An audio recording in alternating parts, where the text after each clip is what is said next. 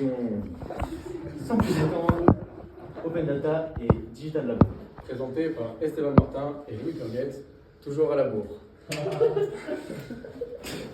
Donc sans plus attendre, le sommaire.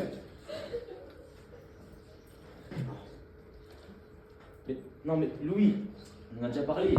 Pas Yann Sommer, mais bien le sommaire. Oui, t'as raison. Ah mais non, Esteban, pas sommaire. Ah, Faut passer au sommaire.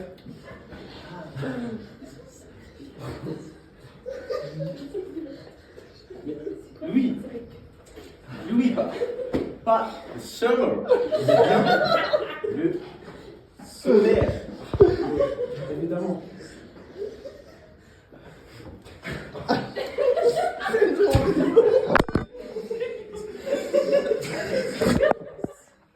Mais non, Esteban. Oh non! Pas le sommaire.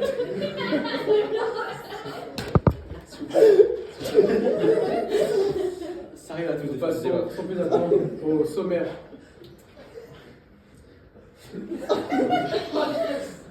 Ah! Le sommaire. Enfin, ouf, on souffle.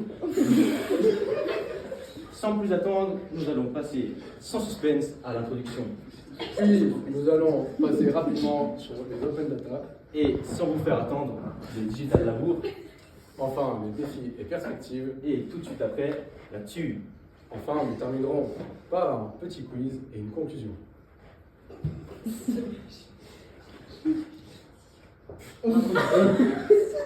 Open Data. L'Open Data, ou données ouvertes en français, désigne des données accessibles à tous, gratuites et sans restriction.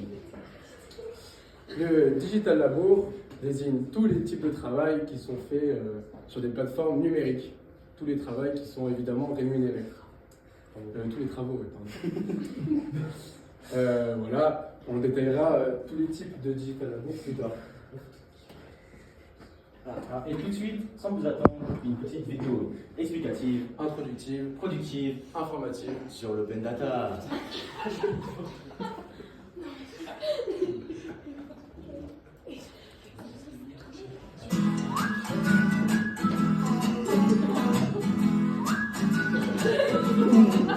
L'Open Data est une démarche qui vise à rendre les données numériques accessibles et utilisables par tous. Pour les collectivités et les organismes publics, l'Open Data consiste à publier sur une plateforme ouverte des informations statistiques, cartographiques, des horaires, des données économiques et financières sur les territoires. La mise à disposition des données publiques est une obligation légale. Un cadre juridique strict définit les informations qui peuvent être rendues publiques et celles qui ne le peuvent pas. Les données sensibles et à caractère personnel sont exclues de fait de la démarche Open Data. L'Open Data permet de constituer et d'entretenir une source d'information fiable pour les chercheurs, les journalistes, les citoyens. L'Open Data ouvre la voie à la création d'applications pratiques. Par exemple, la mairie publie des données sur Internet, horaires de bus, géolocalisation des arrêts, hauteur des trottoirs. Les développeurs peuvent réutiliser librement ces données pour créer des applications accessibles depuis un téléphone mobile pour faciliter l'accès au transport de personnes à mobilité réduite. L'Open Data donne la possibilité de créer de nouvelles opportunités économiques par le développement de services innovants. L'Open Data rend accessible et compréhensible l'action publique, projets, décisions, comptes publics, encourageant ainsi l'engagement citoyen. L'Open Data offre enfin une perspective réelle de modernisation des services publics en les rendant lisibles, accessibles et réactifs, en phase avec les enjeux du XXIe siècle. L'ouverture des données, on va tous y gagner.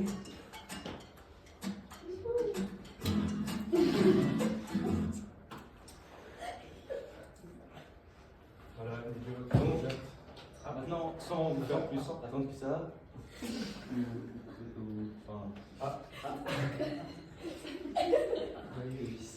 et sans vous faire attendre, on peut, sans plus attendre, passer aux exemples concrets Open Data. Donc, les données ouvertes sur les embouteillages, les accidents de la route, etc., sont collectées en temps réel à partir de capteurs, comme les radars ou quoi. Non, et entreprises peuvent donc utiliser ces données pour créer des applications comme CFF, l'application d'horaire des bus, et Google Maps aussi. Tout de suite, des exemples concrets, Digital Labo. Par exemple, la modération de contenu contre une rémunération de plateforme comme Facebook ou YouTube. Souvent, ces travaux sont mal payés et prennent beaucoup de temps et sont très peu légalisés. Enfin, il n'y a pas de droit autour de ce travail. Et le deuxième exemple plus connu, c'est par exemple Squeezie, qui gagne de l'argent en créant du contenu sur Internet, catégorie création de contenu. Est-ce que c'est bon pour vous? Voilà. En fait, c'est important de préciser, c'est pas la rémunération qui touche grâce au pub de ces vidéos ou grâce au parcours qu'il fait, mais c'est grâce à la rémunération de YouTube directement qui paye Squeezie contre du travail, du travail qu'il met en ligne sur YouTube. Si le 1000 vues, ça fait tant de dollars, un truc comme ça. Voilà les différents types de données d'open data. On a les données gouvernementales et administratives, comme les informations publiques, comme les budgets, les lois ou les salaires des profs. Mais aussi les données géospatiales, comme les cartes, les conditions météorologiques, les statistiques sur le chômage, par exemple, les horaires des trains, des bus, et les informations sur les maladies et les hôpitaux.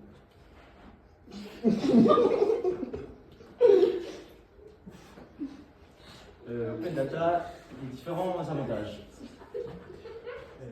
Donc, on va voir ces avantages maintenant. Voilà. Transparence. Les citoyens cherchent les médias de vérifier et analyser les actions des institutions publiques et privées. Donc on peut par exemple accéder au budget des villes et tout, et comme ça, ça permet d'avoir plus de confiance envers les institutions publiques. Mais aussi l'innovation. L'innovation, elle permet aux développeurs, les open data, elle permet aux développeurs d'innover des solutions nouvelles.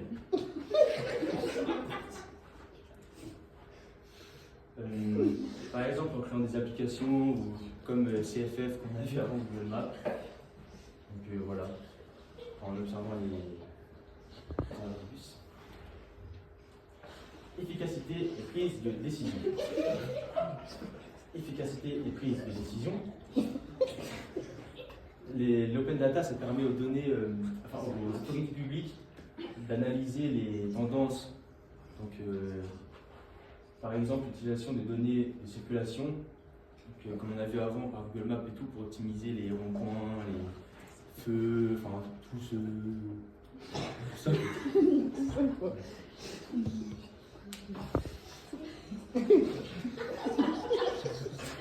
Participation citoyenne. Et avant tout, un petit clin d'œil.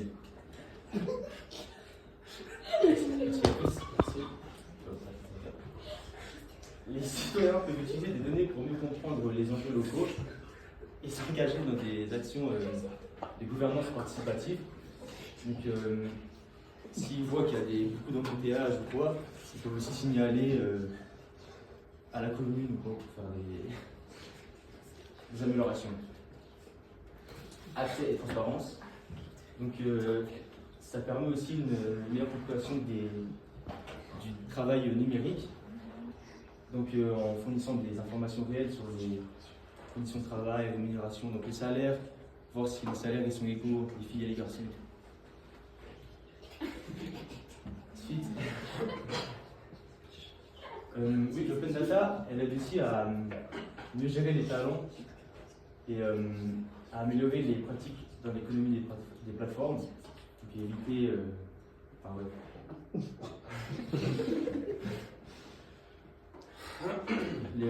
Ensuite, ça permet aussi une grande innovation et collaboration qui est, comme on a déjà dit avant, ça stimule la création d'applications ou des choses comme ça. Parce qu'on a accès à beaucoup de données, donc c'est bien plus facile que sinon. Et maintenant, s'il te plaît, Louis, parle-nous du. Oui. Sans plus attendre, Louis, passons à la suite. Merci Esteban. Maintenant, nous allons voir la partie sur le digital labo. Il y a différents types de travaux qui sont rémunérés en ligne. Donc le micro-travail qui sera détaillé plus tard sur des plateformes comme Amazon Mechanical Turk. Le travail sur plateforme, Uber, Deliveroo, etc. La création de contenu sur YouTube, TikTok, Instagram. Ou la modération de contenu sur UX, YouTube ou Discord, des trucs comme ça. Les avantages du digital labo, la flexibilité, parce que on travaille, on peut, par exemple, on peut travailler de n'importe où. Il suffit d'avoir soit un téléphone, soit un ordinateur, pour pouvoir, et un accès à un réseau pour pouvoir travailler. Donc il n'y a pas de bureau, d'horaire ou quoi que ce soit, on travaille quand on veut. À travers ça, on peut, l'exemple d'un youtubeur par exemple, il travaille quand il veut pour pouvoir créer du contenu rémunéré. Voilà, c'est ouvert à une main-d'œuvre mondiale. On verra plus tard les problèmes liés à cette main-d'œuvre mondiale, parce qu'on peut travailler pour n'importe qui de n'importe où. L'innovation, développement de nouvelles plateformes et outils numériques. Et amélioration continue des processus. Une scalabilité importante, c'est la facilité d'extension des services à grande échelle, sans limite géographique, c'est-à-dire qu'on peut de nouveau travailler un peu de n'importe où. La personnalisation, on choisit les tâches qu'on veut faire. Par exemple, ce qui est connu, c'est d'entraîner des intelligences artificielles, comme d'écrire des images pour qu'elles puissent ensuite les reconnaître par elles-mêmes. Et ça peut être un choix qu'on fait, mais on peut ne pas vouloir travailler là-dedans et faire autre chose dans un autre domaine. Et temps réel, comme on travaille 24 heures sur 24, 7 jours sur 7, c'est possible de travailler 24 heures sur 24, 7 jours sur 7. Et on peut travailler facilement avec des gens du monde entier. La décentralisation, de nouveau, il n'y a pas de contraintes géographiques, il n'y a pas besoin d'avoir des bureaux ou quoi que ce soit, des ordinateurs, ou qu'il y ait une entreprise qui offre ça à ses salariés. Et après on peut analyser les données recueillies par les utilisateurs pour pouvoir améliorer les performances des intelligences artificielles ou autre chose, ou des sites en général. Les avantages du digital labour, c'est la précarité. Souvent, c'est des tâches qui sont très mal rémunérées et il n'y a aucune protection sociale pour les gens qui travaillent ou qui vivent de ça, entre guillemets. Souvent, c'est dans des pays pauvres. Du coup, ça crée une grosse dépendance aux plateformes qui rémunèrent mal ces travailleurs. Et puis, ça a une charge psychologique parce que c'est un travail ultra répétitif, mal payé. Et puis, souvent, donc c'est mal payé, il faut beaucoup plus travailler que la moyenne pour pouvoir avoir un salaire décent.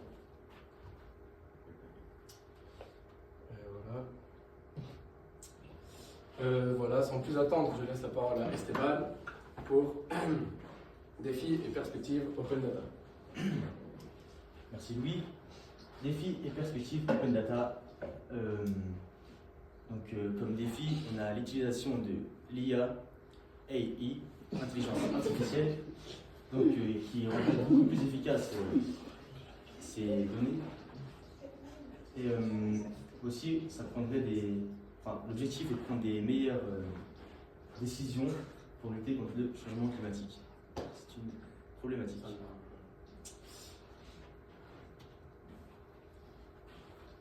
Désormais, sans plus attendre, oui, pour vous présenter les défis et les perspectives du digital labour. Voilà, désormais, nous allons parler de ça. Meilleure régulation, encadrer les conditions de travail, assurer un revenu minimum. Comme je l'ai dit avant, des gens d'endroits très pauvres qui travaillent, souvent la plupart du temps, et ils n'ont aucune protection sociale. Donc, une avancée possible, c'est d'encadrer mieux ce travail. Ensuite, reconnaître l'importance de ce travail ingrat et difficile. pour que les employeurs rémunèrent mieux les travailleurs. Et enfin, l'automatisation et l'avenir. Voilà. Il y a certaines tâches qui risquent d'être remplacées par l'intelligence artificielle. Du coup, ça pose la question de ces futurs emplois et de leur existence dans le futur. Mais comme il y a des gens qui vivent de ça, ça peut être important que l'intelligence artificielle ne remplace pas totalement les travailleurs. Voilà, sans plus attendre, nous allons passer à l'actualité liée à ces deux problématiques. Actu.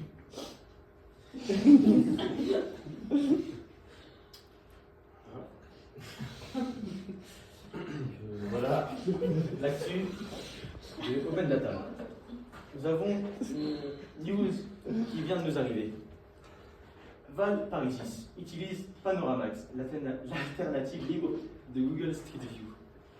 Donc voilà, donc ça c'est une ville qui utilise un site comme ça. Et en fait c'est un peu comme Google Street View, mais... Enfin oui, en fait c'est un peu pareil. Mais on voit que ça, là c'est des gens... c'est la commune qui a pu faire ça car elle a accès aux données de Google et tout. Google Street View par exemple, qui utilise ce données. Enfin, voilà. Oui. Et maintenant là-dessus, numéro 2. Merci Esteban. Voilà, pour le Digital Labour, il n'y a pas trop d'actualité ou quoi que ce soit parce que c'est plutôt comme si on faisait l'actualité autour d'un métier ou d'un phénomène de société. Mais ce qui est courant aujourd'hui et que tout le monde connaît, c'est les modérateurs Discord qui travaillent sur Discord et dans les chats des streamers contre de l'argent pour modérer les chats. Donc voilà, c'est un exemple de micro-travail. Enfin, c'est la fin. Merci. Écoutez. Sauf que, attendez, un applaudissement. Merci Esteban. Mais ce n'est pas fini. Nous vous réservons une surprise. Oui. Sans plus attendre. Le quiz. Ah. Quiz. Voilà. Le Là, digital c'est un labour. vote à main levée. Levé. C'est pas un vote à main levée. Un vote. Une réponse à main levée. Levé. Le digital labour désigne A, B, C ou D. Yes. Qui vote dire Ah.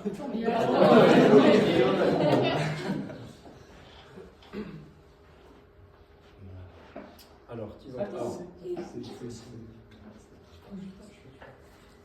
Sans plus attendre, le vote. Qui vote A? Qui vote B? Qui vote C? Intéressant. Qui vote D? Personne, bravo. La réponse était sans doute C.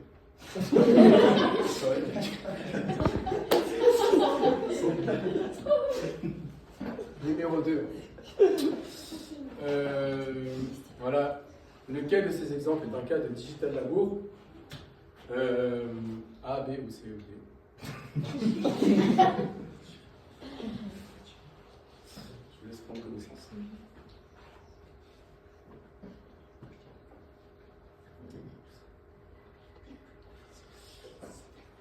Est-ce que c'est le numéro 1 selon vous?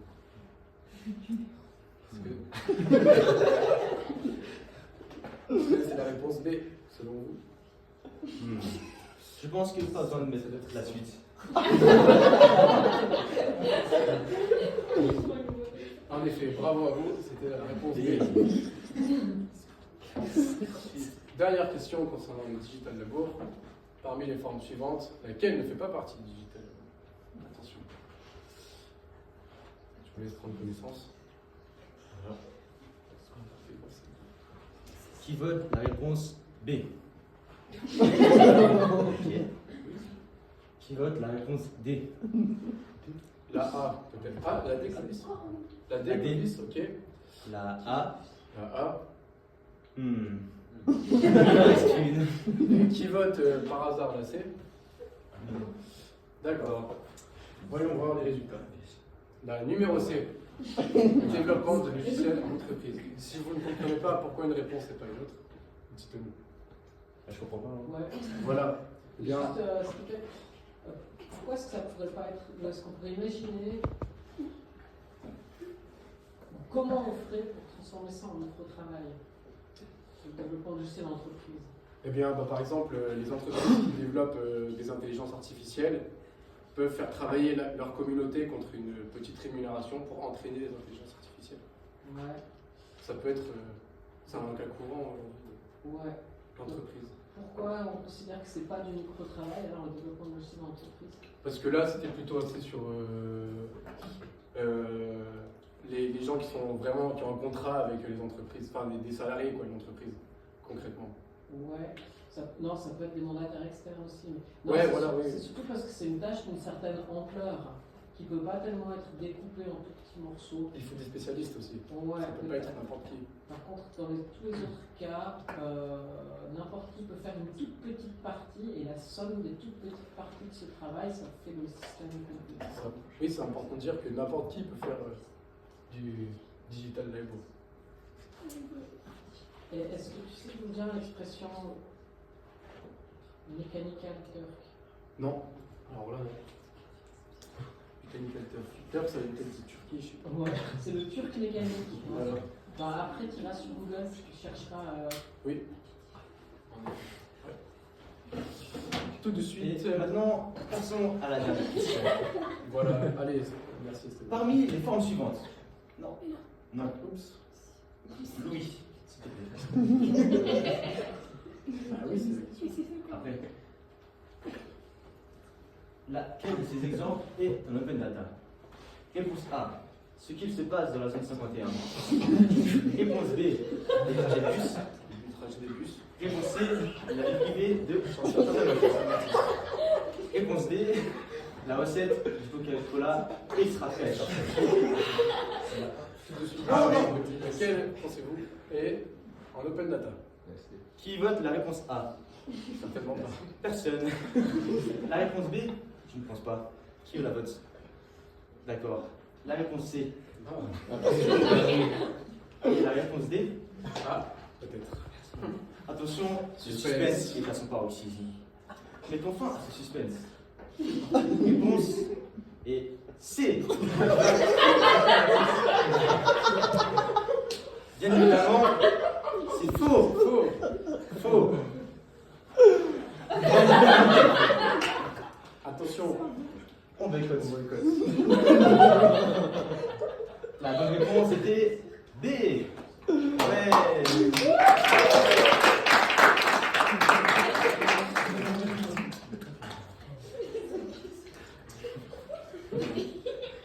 Merci beaucoup pour votre attention. Alors, on pense que c'est le turc mécanique maintenant. Ah oui, Mechanical Turk.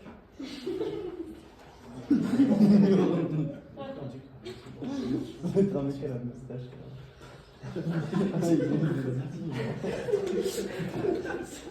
Et tu mets image. Là, on aura des. Et puis tu en prends une, tu la mets en grand pour voir bien ce que c'est. Ah, le turban, là. Par exemple. Bon, voilà. Alors, décris-nous ce que tu vois sur cette image. Et bien, boum. Tu caches tout, mec. C'est une image assez spéciale où on voit.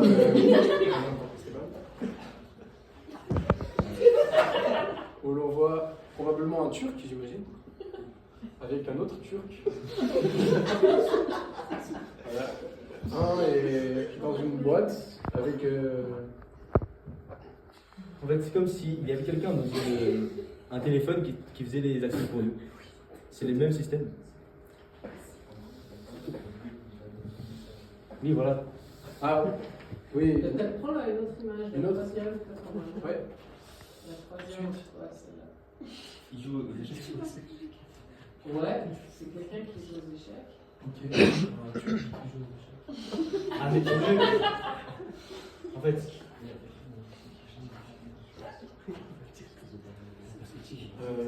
Il y a un truc mécanique en tout cas, sinon certainement Mechanical Turk. Donc il s'agit d'un automate, une marionnette en fait, Ah. on voit ici, qui joue aux échecs Et en fait, c'était un prank, un peu, si on veut, parce qu'il y avait à l'intérieur caché un turquin Ah, qui joue à la place de la qui marionnette. joue à la place. D'où l'expression, le turc mécanique. C'est quelqu'un qui fait un travail, mais qu'on ne voit pas. Ok. Et on a l'impression, quand on utilise Internet, que tout est fait automatiquement. Mais en fait, il y a des gens qui sont exploités pour faire ce travail derrière et on ne les montre pas. Ouais. L'expression, le truc mécanique. Oui, merci beaucoup. Encore une fois, merci. Et merci tous d'avoir été ici.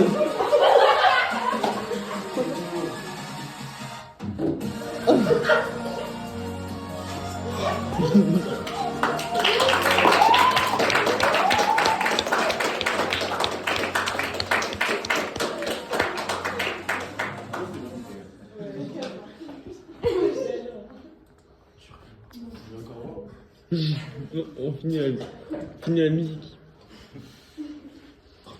Voilà. C'était la présentation. Merci beaucoup. Si vous avez des questions, n'hésitez pas. Peut-être que c'est pas clair.